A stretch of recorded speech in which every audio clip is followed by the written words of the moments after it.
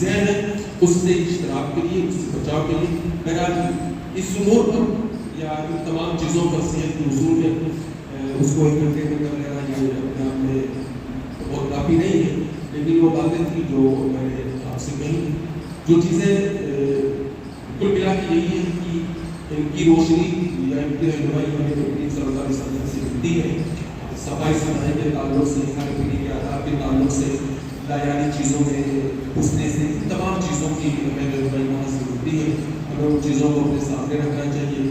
کھانے پینے اور اسباب ستہ ضروریات جو میں نے 6 چیزیں بتائی ہیں ان کو بھی اپنے سامنے رکھیے کہ ہوا کو، کھانے پینے کو، بدن کے آرام کرنے کو، بدن کو سکون پہنچانے کو، دماغی کام کرنے کو، دماغ کو سکون پہنچانا، نیند کتنی لینی، کیسے لینی ہے جو میں نے بتایا، پوائنٹس سکر کرنا، پھر بیداری ہے وقت پر بیدار ہونا ہے، کیسے دن کی نیند کا بہت زیادہ ضروری مسترد نہیں ہے، رات میں اگر نیند ہماری ضرورت پوری ہو جاتی ہے دن میں ضرورت نہیں پڑے گی. تو یہ ساری چیزیں احتباس اور استفراغ ہیں، جو چیزیں جسم سے نکلنی چاہیے ان کو ہمیں وقت پر ان سے فارغ ہو جانا چاہیے. جو چیزیں جسم کے اندر رہنی چاہیے ان کو ہمیں باہر نہیں، مطلب جیسے ہم نے کہیں کٹ کر لیا یا کچھ کر لیا، اس ساری چیزوں سے پرہیز کرنا چاہیے.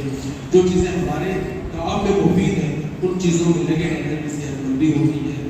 کئی جگہوں پر صحت کو بھٹکانا یہ انسان کی صحت کو منتشر کرتا ہے اور انسان نہ اپنے فیلڈ میں کامیاب ہو پاتا ہے نہ دوسری جگہوں پر ہو پاتا ہے. بہرحال یہ باتیں تھیں، اگر کوئی سوال ہو تو پوچھ سکتے ہیں. بہرحال اللہ تعالیٰ کی سے دعا ہے کہ اللہ تعالیٰ ہم سب کو مکمل صحت یاب بنائے اور ہمیں نیک مقاصد